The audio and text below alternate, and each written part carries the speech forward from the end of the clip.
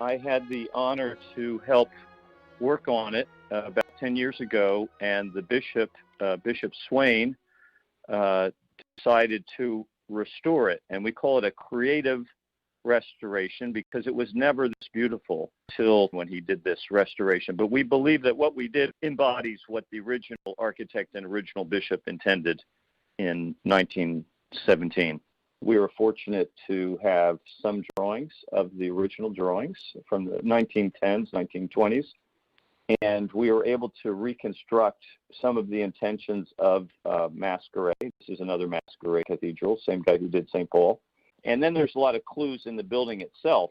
In the 50s, they removed these magnificent 8-foot tall chandeliers, threw them in the trash, and they put in what essentially were car headlamps in the ceiling shining down. So the problem with headlamps is they light up a certain area. So they were glare in your face, but they didn't really light up the church. We could tell this had really magnificent bones, but it wasn't clear. And we had to figure out, we had to do it carefully. We wanted to do it in a way that brought all of that out, through decorative painting. It was all whitewashed. It had been whitewashed in the 60s and 70s. But that's what we found in 2006 was a whitewashed interior. Now it has a lot of color. The columns are kind of a red.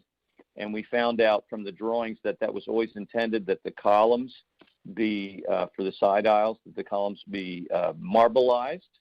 So we tried that out. We didn't really know about the colors that it was supposed to be, but for that, we went and researched other Masquerade churches in the Midwest, St. Paul Cathedral in Minnesota being the main one, and we actually researched their colors. We said, let's do something like this. This will be at least close to what Masquerade might have wanted.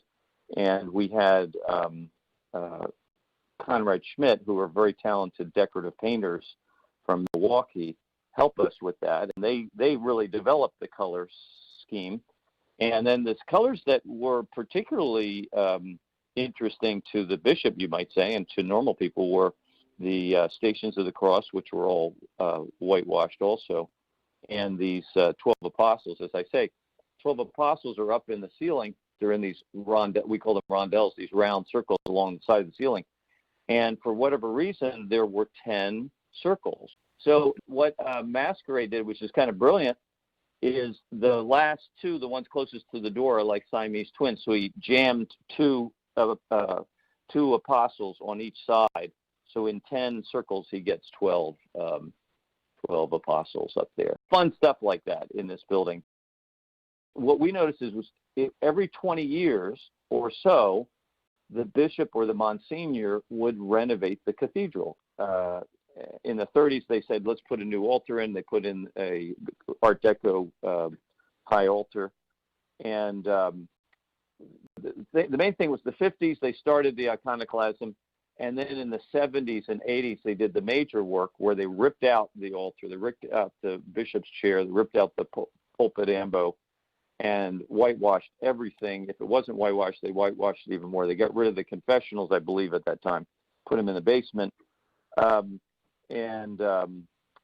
The big thing was at that point, they brought in a new altar, which was a small freestanding altar, and they put it off center, which is what modern architects love to do, is you take a logical space and do something illogical because it makes it more dynamic, we say.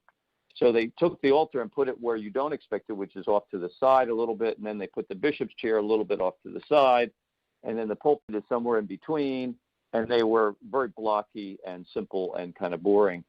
And so really not a focus. In this majestic room, even though it was whitewashed, they were not a focus. So we wanted to bring back what it was supposed to be, we think, realizing that Masquerade and O'Gorman died before it was completed. The architect died before it was even the first Mass was celebrated. But realizing that, so what I did is I looked at all of Masquerade's work, his other buildings, and I really loved what he did at some of the other cathedrals, Wichita, St. Paul, Minneapolis. And I thought this guy would have done a baldacchino with 4 columns like he saw in France and like he grew up with in France. And this church has no dome, so it needs a baldacchino with a dome. And I thought that if you look at this interior, there's tons of circles, tons of arches, and it's an arch ceiling, and there's rose windows on three sides. This seemed to be a perfect place to have a domed canopy, sitting on top of the altar, giving focus on the altar. And so you could say that's the thing that I had the most to do with, or it's the most inventive thing that I did, but it was trying to reference what he did at St. Paul. So you could say everything we did here was trying to reference other things that he did.